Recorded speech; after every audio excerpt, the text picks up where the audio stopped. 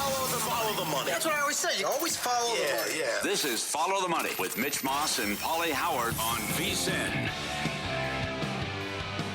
Here we go. Welcome in. Follow the Money on VSiN, the Sports Betting Network. Mitch Moss along with Paulie Howard. We're live in downtown Vegas. Circa Resort and Casino is the spot. A 3-hour banger lined up for you today. It's going to be a fun day, man. It is action-packed. We have awesome guests on the show. Free agency, Mitch. Malcolm Bamford in 30 minutes. World Cup, Matt Vasgersian. Major League Baseball today. Most wins in July. Chris Bellman, 90. Mike Palm on the program. Derek Stevens as well. We'll get to the World Cup in about 15 minutes. We'll get to LeBron coming up as well. But the news that just dropped not that long ago, it is a done deal according to Shams. The Clippers have traded Kawhi Leonard back to the Toronto Raptors in exchange for Brandon Ingram, Grady Dick, 2 first-round picks, 1 pick swap, and 2 second-rounders. So let me get this straight. The Raptors never had to give up Jacoby Walter, and they never had to give up Colin Murray Boyles in this trade. Brandon Ingram is a nice player, and I'll leave it at that. I think it's a great trade for Toronto. Yep. I'm not going to sit here and tell you to bet them to win the East right now, or they're the best team in that conference, but I love the move for the Raptors. The hell of a trade. You went 7 games with Cleveland, and you had 2 starters out because Ingram was hurt in that series. Maybe it was more of an indictment of Cleveland. But certainly Toronto shocked a lot of people, and you're right, they didn't have to give up much.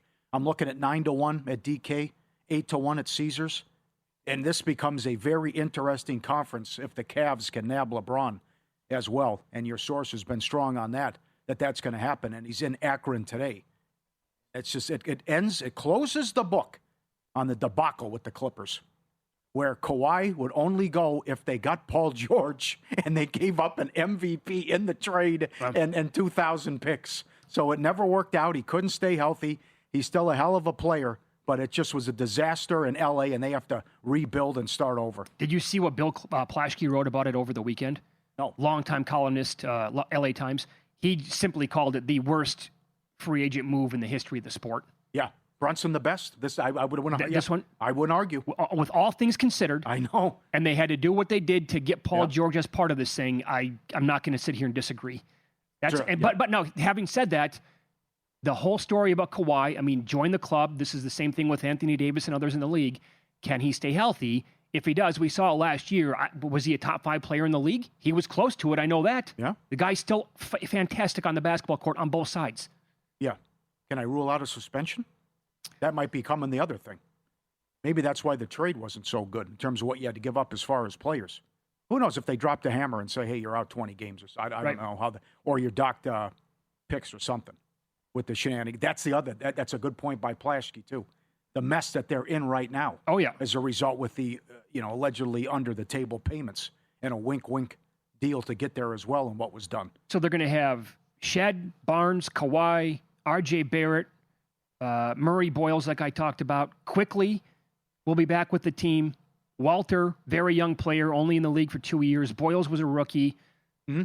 That's a pretty strong, 8, 9, 10 player rotation here for Toronto. Mm-hmm. And my takeaway also was what Stormy and Von Tobel said. How are the Boston Celtics plus 250 to win the conference? Yeah. When you're going to trade your second best player, and even if you can, kiss and make up, I still question that. And I'm still waiting to see what Charlotte's going to do. If there could be a big move. The Atlanta Hawks had that great end to the regular season. Yeah, they can be players. And what they've done, yeah. So if Charlotte can do one more thing as well. But I would think now, LeBron, if he wants to, the best opportunity to win a championship, though, would try to get back to the East. Because I would get out of the West with OKC and San Antonio. Yeah, I agree with that. I mean, I do kind of like the idea of giving it a shot up in the Bay Area with Golden State and Curry. But his best play would be to go back to the Cavaliers. That would be the best play. And and then the announcement, this is my final year. That's it. Yeah. That's it. Or I'm now, whatever, 2-year contract, whatever it might be. I'm done after this. I'm not going to go. I'm not going to string you along. Yeah. I'm finishing my career right now. Mm-hmm. That's got to be the play. I don't know if it will be, but. Well, I thought it was very disappointing that they couldn't work this out, and he will not give the Lakers a discount and do them any favors. And this is about happiness. And also, I mean, who's got a better team, though, right now? Golden State or the Lakers? The Lakers do.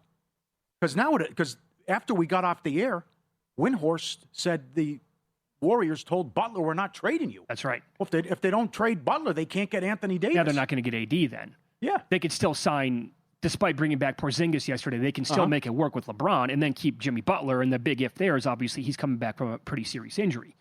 So I don't even know how many games Butler's going to be able to give you next year in the regular season. But unless Golden State's lying. Well, then he was upset about being the third option with the Lakers. What option would he be with Golden State with all those guys? I mean, he's going to. I don't know. I think this was handled poorly, both sides. So, well, yeah, I'd say long term in LA it was handled poorly by the Lakers, right? How so? How they just never really built the correct rosters around him. They did what he asked, though. Well, Westbrook was an unmitigated disaster. 100%. That was him. He wanted Westbrook. It was a horrible fit. Sure, I think that's part of the problem too. Is that how much power are you going to give LeBron to help build up the roster? I say the word help. It could be the exact opposite. Yeah. But put the roster together, and maybe they should have put their foot down with situations like that before and said, no, we're not going to bring Russell Westbrook in here. And oh, by the way, they never kept Caruso.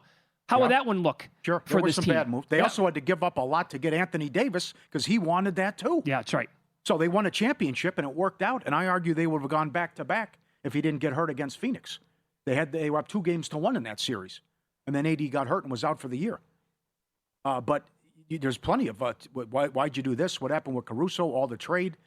The article last year done about the Buss family, where there were shots taken at LeBron as well, and they were sick of his act. They did do him a solid and drafted his kid. So I would say disappointing that he only won one title in 8 years. But you're also talking about he came from the JV.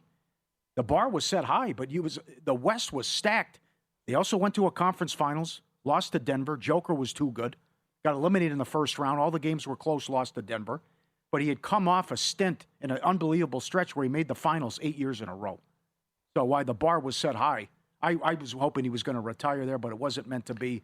And we'll see the pieces, because right now it's bad. They're going to lose LeBron. They're going to lose Hachimura. They're going to lose Smart. And they're probably going to lose Kennard. Yeah, and they wanted him back, like you said. And he's like, nah, I don't think so. I'm not going to give you guys a break. Also, I did see a report today that the Heat would like to bring him back. Yeah, apparently he made up with Riley. Yeah. That's also, yeah. So the big move on Pauly Market and other stuff, he's minus 250 to go to Golden State. And then because last week when you were out, he was 75% to stay with the Lakers. Right. So now he's 48% to Golden State, 40% Cleveland. DK's got it up as well. I wouldn't rule out the Heat. Apparently, if he worked things out with Riley, that could be in play too. Yeah, Brian Windhorst has had a lot to say today and this week. You're going to hear a cut from him in a second on the Cavs are working on trades. Also, he said today that the Warriors are trying to make it happen with LeBron today. Let's get it done. We don't want to beat around the block. We want to get this done. So you're not going to go and possibly, he's like you said, he's back in Akron today. We don't want any funny business. You're not going to go back to Cleveland. You're not going to go to Miami. We want you to make this happen today. And this is on our buddy show, Tony Rizzo on ESPN Cleveland. A great soundbite here by Windy talking about how the Cavs are currently working on trades. They are working on trades. Yeah. I'm not going to tell you who they're working on because I can't deal with it in my life, Riz. Kobe Altman is not sitting there not doing anything. They've been involved with some players that have been traded. They haven't been able to execute anything. They're not trying nothing. I will tell you specifically, I think they're trying to find a way to trade Dennis Schroeder. If they could trade Dennis Schroeder, they could potentially have a better chance of holding on to Dean Wade. They've been looking for deals like that. They haven't been able to get it done. We'll wait and see. Got to tell you, I'm a big Brian Windhorst fan. I love him. Yeah. I think he's great this time of year. I can't deal with it in my life, so I'm not going to bring the players' names up. Excellent. Now, why would that be? Rizzo loved it. Rizzo was laughing too. So, but that I don't know if this Allen for LeBron thing can happen though either, which was floated out there. But the Lakers would love that. So They didn't beg him. They said, okay, fine. I don't think the Rich Paul comments helped about letting Reeves walk and how to build the roster. But an unfortunate ending here, I would say. And I would have a bad taste in my mouth if it's Golden State. I echo the sentiments of a lot of people. Because when you're talking about the GOAT discussion and jumping around, and not that he's cooked, he can still play. We saw that, how great he was against Houston. But, I don't want to see Patrick Ewing in Seattle That's just. I'm telling you right now, and I've said this now for 2 straight days, I will watch a lot of their games because I'm intrigued by it. But I do agree with a lot of people who basically use the word sad to describe the situation. Mm-hmm. If he goes to Golden State. Yeah. It kind of is. I'm not going to disagree with that. I'll watch. I'm not going to disagree. Mm-hmm. I mean, he's held in such high regard in Cleveland. That's why that should be the move. Go back there, be the hero again, retire as a Cav, and then just announce this is it. This is my last season. How about be a beautiful send-off? Yeah. How about LeBron goes back to Cleveland? They play the Knicks in the Eastern Conference Finals like they did this year. Yeah. How much juice would that have had if he was on the team this year? Yeah. Yeah.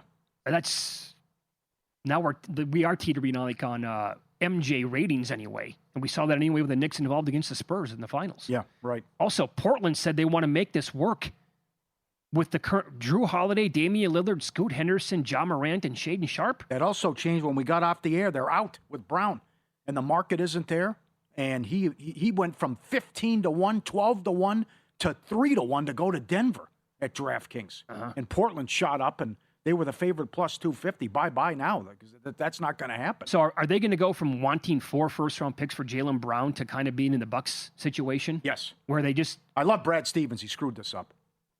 You can't argue that. And I don't know how they bring him back. That would be difficult. I know. And Brown... might have to. And I'm talking on behalf of Brown here. It seems like he doesn't want it at all. I don't think you can put the toothpaste back in it. I think it's over. Yeah. It's been too tough now. World Cup betting is up next. I still can't believe Germany allowed him to do this with their World Cup lives on the line. Great action earlier today and 2 more games to bet on tonight. It's Follow the Money on VSiN, the Sports Betting Network.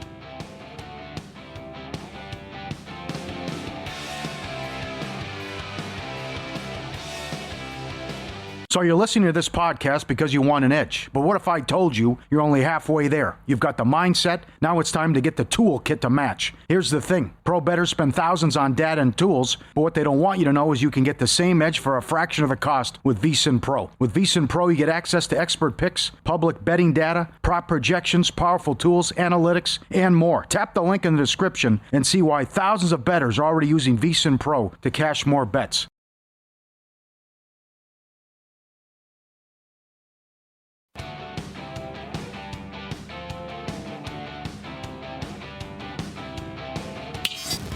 This is Follow the Money on VSiN. Much more here on the World Cup, including some best bets as we go out to the Progressive guest line. Malcolm Bamford joins the program, part of the Sports Gambling Podcast. Malcolm, thanks for the time today. We appreciate it. But as you were telling us during the break, another gig that you have is that you actually call some of these matches for apps that have the scores on it and everything like this. So you were calling Germany and Paraguay yesterday, the entire match, and that match, the way it ended by going to PKs. What was that like for you? I'm exhausted. Honestly, I felt like I'd played in the game. I felt like I'd run a marathon. I was physically, my mind, my voice, it was great. It was absolutely fantastic. It was such a contrast of styles. I have no idea how Paraguay hung in that game. But that's what they do. That's their entire MO. Those defenders, they love defending. If you can get some people on your team who love defending, it's a very rare quality. And Paraguay, you've got loads of them. It was absolutely, it's horrible to watch. But it was just really, really exciting. Then the extra time. Then we get the disallowed goal. I called that goal as if it was going to stand. Never for a second did I think that was going to get disallowed. Yeah. And then they showed all the replays, and I stuck by it. Again, I never thought they can't disallow that. The goalkeeper sold that. I heard you two talking before, and I know you think that the goalkeeper sold that to the referee too. I never thought it was getting disallowed. And then Paraguay have 2 shots to win it, miss them both, and you think momentum has to be with Germany. And then Jonathan Tah's penalty still hasn't landed, I don't think. And Paraguay won. So the game finished about midnight here. And I was honestly exhausted. I felt like I'd played the 120 minutes. There's a lot to be said about pressure, because I can't believe these professional athletes can't even they're missing the goal time and time again, right? It can only be pressure, can't it? Because I'm sure all 3 of us could walk up and hit the target in the back garden right now. But hopes and dreams of a nation on your shoulders. We saw Tah hit the bar. 2 or 3 of them dragged it. A good couple of foot wide of the post. Morocco hit the crossbar. it has to be pressure. I mean, you can't. I don't know what that must feel like. We're never ever going to get close to that. It was quite extraordinary day of football and bodes well for the rest of the tournament. I'm really looking forward to what we've got to come. Well said. Yep. Well said. This Sweden getting pounded by Netherlands hasn't aged well to get run out 5-1. What's France going to do to them then coming up? This, as a gambler, doing what we're talking about now, this could not be a better matchup, could it? It's so obvious and chalky, but it just that France can score, will score, are very attacking. Sweden can't defend, but they've also got a couple of good players. They're a very offensive team. They've scored 5 themselves in this tournament already. Sweden can join in. Sweden can chip in with a goal here. But I can't see them anywhere near France. France should be at least 2 goals better than them. So as a cornerstone play, is a basic play. I like France on the handicap, -1.5. That's -138. That's not going to win you any prizes. But the goal line, I think, might do over 3.5 goals at +115. And go up the ladder a little bit, over 4.5 at +250. And over 5.5 at 6-1. I've got my correct score here as France 4, Sweden 1. So maybe you could play both teams to score with over 3.5 if you want to play at that angle. But it just screams goals. Every which way you look at it, it screams goals. Okay, and then 16-1 you said on 4-1 exact score for France to beat them? Yeah. Okay. Love it. Is there any future to make on France at this point? Are all the numbers absolutely toast after Germany got beat yesterday? I wouldn't have thought Germany going out would have made too much of a difference. I know. Because they were a little bit of an afterthought anyway, Germany. France, they've halved in price from the start of the tournament. So they were 5-1. They contracted slightly to 4-1. They're now +250. So yeah, I think the value's gone. Anyone who was back in France, I think has probably backed them already. I don't think anything we've seen, Germany going out, that'll have been factored in to anyone back in France. So I wouldn't put you off France. I think they're a perfectly good play. But I think anyone who's backing them has probably got some 5-1 in the back pocket rather than the 250 now. Okay. You expect the exact opposite tonight. Mexico in extra time is 10-1. Mexico to win on penalties, 8-9-1. The total's 2, under -140. What do you think tonight? This is equally beautiful, but for a whole host of different reasons. Absolute war of attrition. This, I think Mexico are too short on the money line. You could argue that Ecuador are the better team. If you're not on board with that, there's certainly not much between them. Ecuador at +290. If you put a gun to my head, that would be the side I choose. The thing is, Mexico never ever lose at the Azteca Stadium. You've got to go back donkey's years since they lost that game. The only issue with that is they never play really top opposition because of who they're facing qualifying. They'll see the USA, they'll see Canada, but then it's Honduras, Costa Rica, teams like that, Panama. The last time they lost was 2013, I think, against Honduras, and then Costa Rica in 2001 before that. But Ecuador, my handicap was pre-tournament on them. They never get beat. Now, as it happens, they did lose 1-0 to the Ivory Coast, but it was a 91st minute winner in a game that looked like it was going to finish 0-0. They then dropped the ball slightly against Curacao, and the win against Germany was one of my favourite games of the tournament so far. They went against what their traditional values are. They had to go and win it. They were playing a good side, and they did, and it was great scenes. It was a great win. The team enjoyed it. I wanted Ecuador to progress. So this one, they'll be back on brand here. The 0-0 draw stands out, +450. I don't mind the draw. We had this conversation last week, actually. If you were playing an MLB game tonight at +190, you'd think it was a great price. And because this is a draw, something seems a little bit off about it. The game we talked about last week was Paraguay, Australia. Yeah. We then had Algeria, Austria. So we've had 2 comparison games. They were short draws for a reason, but don't be put off just because it's a short price.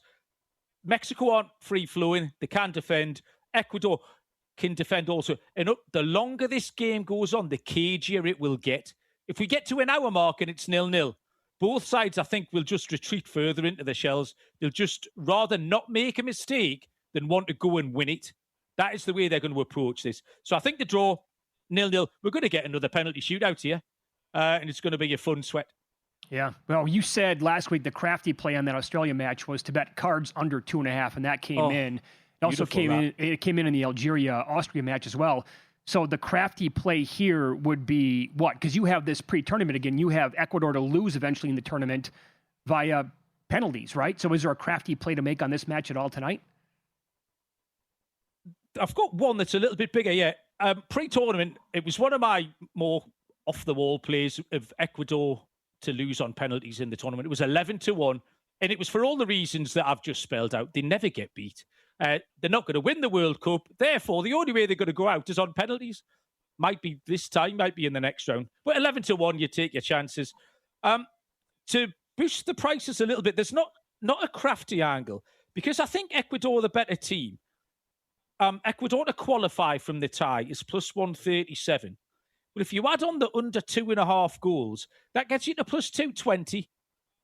So we're looking at the draw, 0-0 or 1-1, extra time and penalties for Ecuador. Or Ecuador could nick it in a low-scoring game, either inside 90 or in extra time. So Ecuador to qualify, but if you tag on the under 2.5 goals, that gets you to plus 220.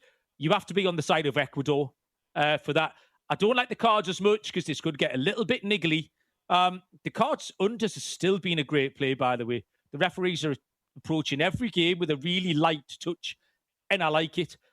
Paraguay getting that free kick was the exception last night. But yeah, I'll lean Ecuador on this one. It's not going to be a shootout, so you can put them together. Very good. Final minute here. You're also calling USA and Bosnia tomorrow night. Do you have a play in that match?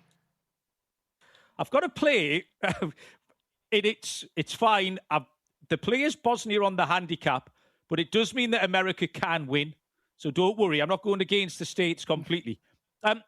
USA price is a little bit mad at minus 277. Only 10 days ago, they played Paraguay. They were minus 105 in a very similar game. The prices have moved a little bit too much. The fact that Bosnia is such a big price means we can play Bosnia at plus 1.5 at minus 133. The USA can win by 1 goal, and we'll still cash that bet on Bosnia. You have to go back 18 games before Switzerland beat them in this tournament when they had a red card. You have to go back 18 games to find a game that Bosnia lost by more than 1 goal. Ooh. So USA can beat them by 1. We'll cash that Bosnia plus 1.5 at minus 133. Very good. It's all about cashing tickets. So that would be a great scenario for sure. Malcolm, you're awesome. Thanks for the time, and hope you crush it tonight and tomorrow. We appreciate it. Cheers, boys. Thank you. Back at you. Malcolm Bamford, part of the Sports Gambling Podcast. Win some, lose some coming up next. And more on the France-Sweden game starting at the top of the hour here on Follow the Money. It's VSiN, the Sports Betting Network.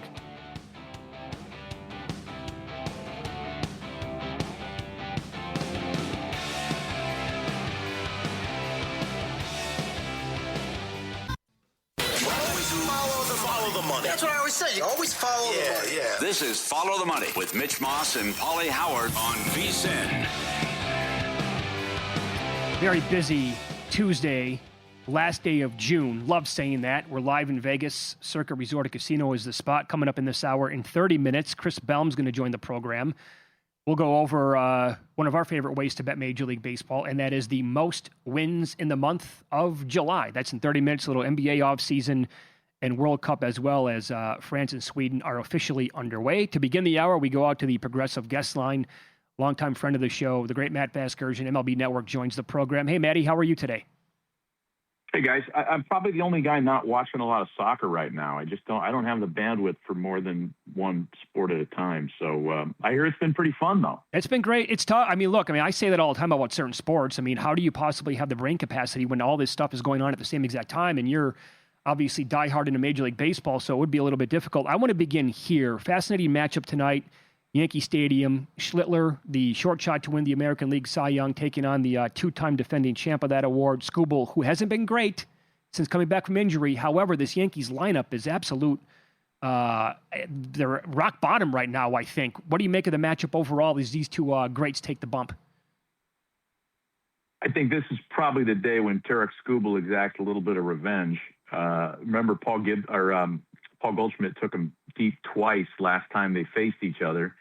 But it feels like a different lifetime for the Yankees lineup, as you mentioned, Mitch. I mean, they've been held to 3 hits in 4 straight games. They've lost 9 of their last 12, and they're starting to feel, not that they didn't feel it immediately, but they played pretty well in the immediate absence of Aaron Judge. They are really starting to miss their big right-handed hitters in Judge and Stanton. I mean, it's gotten to be, we're in crisis territory here. We had the game on MLB Network last time Schlittler pitched, and he was sailing until later in the start when he got knocked around. He gave up, I think he had a 4-run inning. There was some bad defense that really cost him. His strikeout totals have been great. I mean, I think that's probably been cashing pretty consistently. I don't know what his number is tonight. But I don't see the Yankees pushing Skubal around the way they did last time they saw him. Excellent. Wind blowing out again at Wrigley. High total, 11.5. What do you think? Fireworks at Wrigley. How about some guys you like here? Yeah, it's always a wind. It's that handicap just always has to do with the wind. It's incredible. I'd be scared of a couple things there for somebody that was just going to pound on the over. I think Matthew Boyd is really good. I know he's got an ERA over 5, but he's missed a lot of time on the injured list this year. JP Sears on the mound for San Diego. They called him up when Lucas Giolito went on the IL. You know, he's a guy that there's a few guys that have numbers against him in the Cubs lineup, Bregman among them. But Bregman's been struggling, man. He's batting under 200 this month. So what do you like? Do you like the matchup numbers? Bregman good against Sears, or are you putting more stock in the player right now?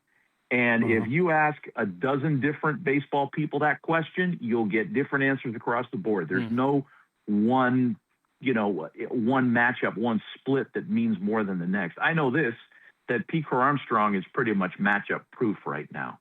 And he's been terrific all month. I mean, he's got an OPS of almost 1,200 this month. If you wanted a safe way to go on that one, I'd say that game. One that goes off after that, though, is really interesting. Twins-Astros, for me, is an interesting one if you want to jump on a player prop or two, while you still can before they're made illegal. Oh, don't say that.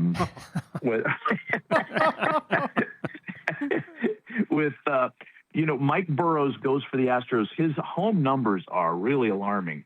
8 starts at home, ERA over 7. And the damage has come against left-handed batters. Got an opponent's OPS almost 1,000 against lefties.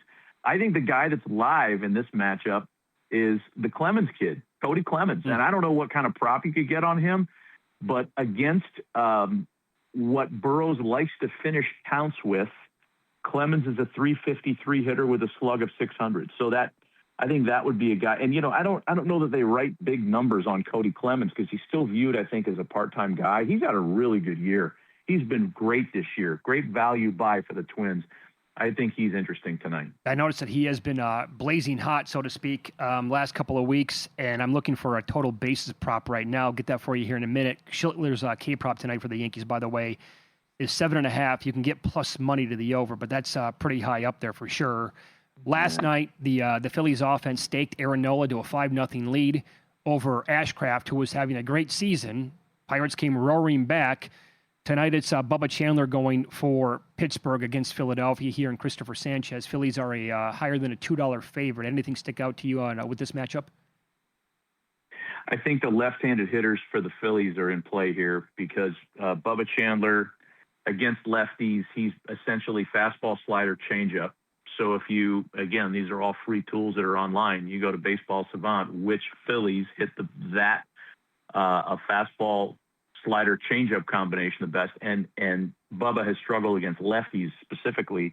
So Harper and Marsh are the answers, and Harper homered against him last month. So you're not talking about a ton of sample size here.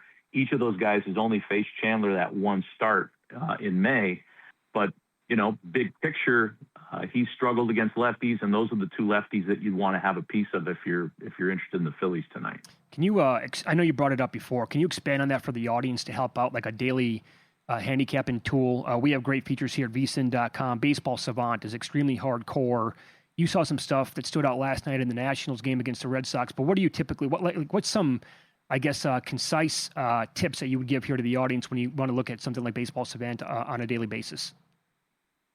I think the easiest way to do it is you plug in the starting pitcher, and everything's searchable. You just put the starting pitcher in there, and then it gives you a whole host of things to look at.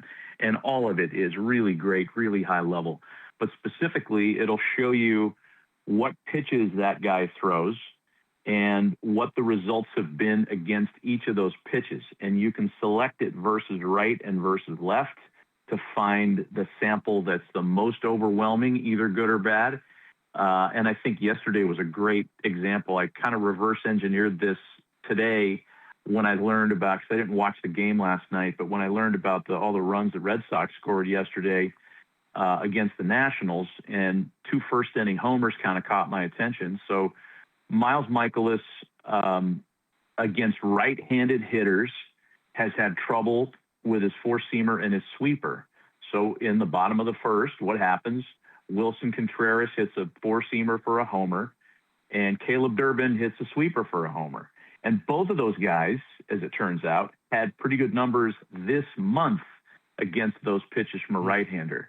So it's all searchable. And by the way, that's an interesting point too, because like Caleb Durbin was really struggling in the beginning of the season. He is a completely different hitter now. And there have been reports that have been very interesting, I think, about him going to a personal hitting guy away from the Red Sox, completely reworked his approach, and 6 of his 7 homers this season have come in the last 2.5 weeks. He's a completely different hitter right now. I don't know if the markets are on board with that or if they're still writing total base props for him based on the big sample size starting in April. If they are, then you could probably get him every night at a half a total base, and he's not that guy anymore. He's a much better offensive player. Batting 7th tonight, tough to do total base props on a guy that might only get 4 at-bats, maybe even 3. But you know, hotter hands that started slow are interesting to me in these things. That's great. By the way, Cody Clemens is, shop around as always. I'm seeing some national books as high as minus 125 on 2+ total bases. Other books are still offering about plus 115. Is that worth a bet in your opinion? I think it is, but that's a little higher than I thought it would be. I think I thought you'd get probably better number on 1.5 total bases on him. I was even thinking maybe somebody would write it at a half. But you know, these books are sharp, man. They pay as much attention as the players do. I just like Cody Clemens' matchup tonight, so I think that's something that would be interesting. What about what Hunter Goodman's doing? Can you believe this? Yeah, I mean, in an Ohtani-less landscape, you might be getting some conversation around him as a down ballot National League MVP, but there are no such things as candidates for National League MVP because it's one guy, and the markets reflect that. So, yeah, it's amazing what he's doing, and I love the fact that he's doing some of it away from Denver, too. Like, you know, those guys that play in Denver, and Larry Walker had to hear this forever, and Todd Helton had to hear this forever. Inflated numbers because of their home ballparks. Not necessarily the case. He's a pretty good player. I'm glad he's having success everywhere. He was, I think, before last weekend, Paulie, 30 or 40 to 1 to lead the league in home runs. And after his crazy week that he had, Matt, I think he's down to like 8, 10, 12 to 1, something like that now. I mean, worth a flyer because, right, Kyle Schwarber usually gets his home run totals get fat in June. So if you believe in that trend, then who knows? He may slow down. I would still always back Kyle Schwarber in this one just because I just love the guy and he's a freak. And I think he's going to be the guy. And I know he's the shortest shot, but yeah, why not on somebody like Hunter Goodman? Do we miss anything that you're looking at tonight? I don't. You know, Dodgers are in West Sacramento, and that's anybody that goes up there is going to score. Yeah. I don't think they can write those totals high enough. I don't think they can write totals high enough for anybody playing the Pirates because their bullpen is a mess. And I think the other side of the Twins game, the other side of it's the Rays game actually that was interesting with Griffin Jacks. 24 strikeouts in his last 20 innings of work, 2 or fewer runs in 10 of his 11 starts. and still a guy that not many people know about because of the conversion he's made to a starting pitcher. The Rays are on the road. They're in Kansas City. They don't have as much success away from the Dome, but Griffin Jax is interesting tonight, too. Awesome as always, Matt. Thank you, and enjoy the games that we have tonight. Boys. Thank you. There you go. Matt Vasgersian, MLB Network. Up next, more World Cup action. We'll tell you who Nigel likes in the England-Congo match tomorrow and go over numbers on Morocco versus Canada coming up here on VSiN.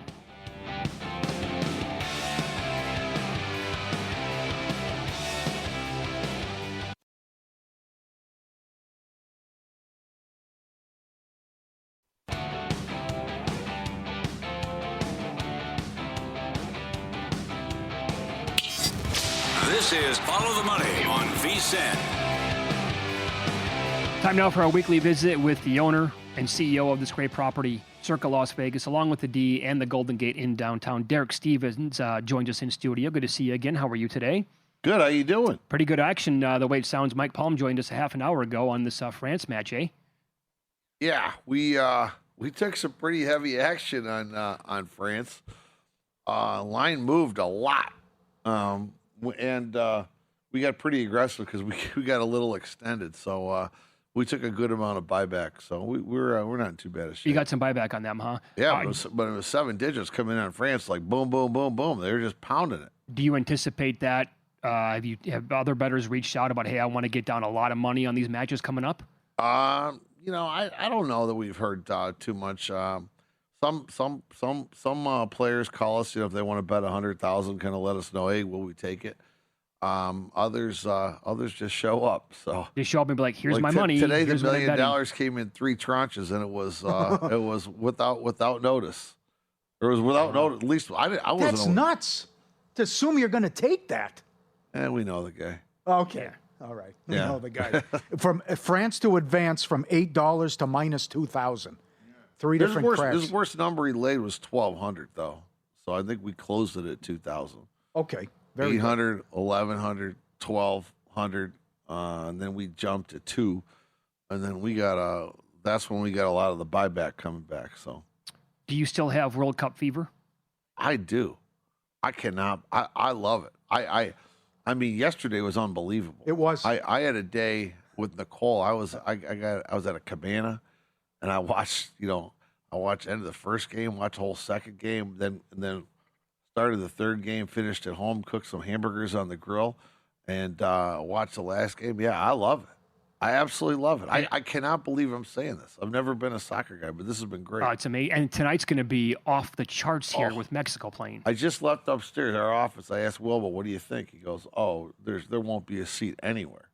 So I'm excited about it. It's real good. How frustrating is to watch the penalties? Guys missing the goal. Yeah, is that true that the guy that missed it the guy that came out, there were other players on Netherlands that, what are you doing? The guy from Germany said no. They asked him to take it. He said no. He refused. Mitch brought the point. The guy was a defender. The guy who sailed it over the goal. The guy who sailed it. That was his first ever penalty. What were you saying first about ever? Yeah, no, it was Germany. The first ever attempt. And he's a defender. How does that happen? I don't know. Obviously, I'm not a student of this game, but it was Score amazing. it. Ring it up. Another one for Mbappe. Uh-oh. Golden boot drama. Excellent. All right. 3-0, 75th minute. And he was plus 120 there to get another one. Good. I'll take it. It could have been a hat trick, too. One called back. How's your fever going? You got it still? I can't get enough of this, man. So yesterday was so good. Scott Sanders, who's been on VSiN before, loves playing in Survivor. He asked me the question, like, do we really think it's like better than March Madness? And I think this specific tournament is. Mm-hmm. And again, I think a lot of it goes into it, right? Like where we have more matches than ever, more teams. Some people don't like that, whatever. But to have that many matches in a row, like 4 a day spread out over like 12 hours, and 6 a day, and now you get to this round, and it's in our time zone. You can't. This is the best. I called it the tournament of our lives last week on the air. Right, I agree. I mean, having an additional 16 knockout games. Yeah, and it's in North America. It's pretty amazing. So no, I definitely caught the fever. That's for sure. Is your antenna up with Freddie? You want to weigh in on what? We just come on. You say delete. I just pulled it up. Tweets aren't loading. Yeah. What happened? So he said before the Germany match, if we lose, that's it. I'm shutting it down. I won't be on X, and I'm turning down all these roles and request to be a what do you call it? Social An influencer. influencer. Yeah. Thank you, influencer. He's not going home for till July 23rd, right? Well, Is that what he said? Germany loses and he deactivated the account. So did they take everyone for a ride here? What happened? He doesn't even respond to you. I'll send the jet. You don't even hear from the kid. I mean, now he goes radio silent and says, "That's it, world. I'm gone. No more Freddie." He's had a heck of a run from Yes, it Buffalo. was. From what? Houston is where it started. Then he ends up getting over to Buffalo, Go to Buc-ee's. Niagara Falls, Oh, man. Toronto, all the way down through Ontario, ends up in Detroit, getting a good tour there. Comes around Lake Erie. Yeah, he's had a heck of a run. Goes to NASA. J.J. Watt, evidently. So we think anyway, gave him that room. Yeah. Okay, I guess I'll buy it. Miss a flight. Wink, wink. Yeah. Senators yeah, reaching no problem. out to Yep. him. Have you ever reached out to anybody in your life, offered that, and they never even got back to you? No, I've never made that offer there it before. I've never made that There it offer. is. I thought it was a strong offer at the time. Yeah, it was. That qualifies as a strong offer. Oh, man. You were talking to a ghost, apparently. How about a great job. You sent this in, what transpired at the Golden Gate, and the night starts here. This is a game you see, but you don't really play. But it's awesome because it's an NFL slot game. But the guy was betting $3 a spin, and you pick your team, and he was the Cleveland Browns, and he won $140,000 on that Yes, she slot did. machine. Oh, she did. Thank Yes, you. she did. Thank you. Yeah, $3 bet, 144,000 over at the Golden Gate. Wow, pretty amazing. But that's a game that's out here. That's a game. We got a few different versions of them now. I would say the VSiN expert. It's got to be Ryan Kramer. Yes. Kramer goes on and plays like during like the 3 minute segments, just try to hit something real awesome. quick. He gets security. Hold that machine. Goes in there, fires away, tries to hit something. I've always wondered what would happen if he had a big hand piece. He's going to come back in and start the next segment. Yeah. I'm telling you, whenever, so they come in and do the Friday night show during the football season and beyond that, Sports Gambling Podcast, he and Sean Green, and he comes in from L.A. When we leave our show at 4 o'clock on Fridays, without fail, he's out there on that machine. Oh, yeah. Is it like a football game? Do I have to score a touchdown? I don't know. I've never played it before. Okay. So I don't know how it works. It's a pretty fun game. Did she hit a bonus or something? Yeah, it had to be some type of bonus. I don't actually know how they hit the 144, but I do know when you look at what it pays, it doesn't show like that much. So there's this bonus, so there's multiplier effect. Okay, excellent. So I'll have a little inside baseball here. Earlier today at the airport, a guy hit Wheel of Fortune for $3.3 million, $10 bet. Last week, Mega Bucks hit at the Westgate. Guys from Atlanta put 20 in, couple minutes, bam, $10.8 million. Wheel of Fortune has hit here before. Buffalo has hit numerous times at all three of your properties. Can you walk us through what's that like after someone gets life-changing money? What with IGT on the phone, and what happens then? Yeah, so if it's one of the wide area progressives, the big one comes in, immediately it either goes to Aristocrat for Buffalo or IGT for Wheel of Fortune, and everything gets locked up. They have to send a rep out. Fortunately, in Las Vegas, there's reps 24 hours a day, so they send a rep out. They come out, they go to surveillance, they verify surveillance, they verify the chip, verify everything, and it's a process.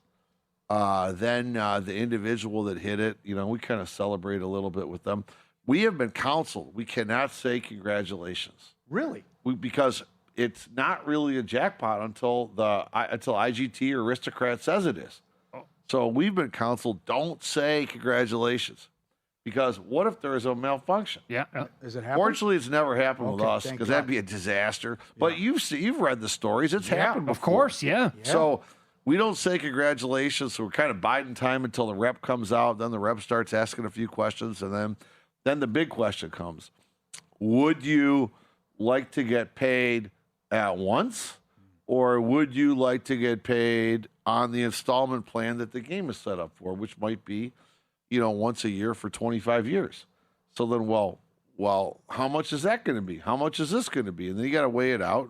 It changes with interest rates. It changes all the time. So people have to make the call.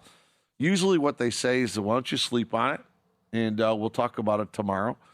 How it impacts us as the casino, because, we're happy when this happens. We don't pay it. This is one where I want as many people to hit Mega Bucks here as possible. Absolutely. It's never happened. Not I your money. would love for them to do it. But what ends up happening was if they say, "Hey, I want to get paid in installments," IGT would come to us and say, "Hey, you pay him out of your cage, pay him the first year." So then we would come out with the cash or write him a check or something like that, and that's how it works. If they say, "Hey, we're going to take it all in a lump sum, minus $20,000," then we pay that, then they pay us back. So Okay. that's how it works. Football contests going to really start heating up in the next month or two. You're beyond 2,000 now in the entries for Circus Survivor, a tenth of the way to the guarantee. You guys pretty happy with where you're at? Yeah, we're pacing at a really nice pace so far. Between all three contests, we're just about 3 million today. We're just under 3 million as of a few minutes ago. So yeah, it's coming along pretty good. I like what Cam Ross has said about the Grandissimo contestants, that there's a lot of interest, and I think the proxies have all said that they expect their numbers to continue to grow. So I feel pretty good right now. Excellent. If you're betting at Circa, here's a deal you don't want to miss. Through August 31st, fund your wagers with crypto using BurraPay and pay no fees. Fast, secure, and another way Circa continues to innovate for sports bettors. BurraPay.com to learn more. Take advantage of the free crypto wagering before August 31st, exclusively at Circa. Fee-free. BurraPay.com. Thanks, Derek. Have a good week. All right. Appreciate that. In-pocket plays are up next, and I got to tell you, free agency started 40 minutes ago in the NBA. I think this is a pretty good move for the Miami Heat.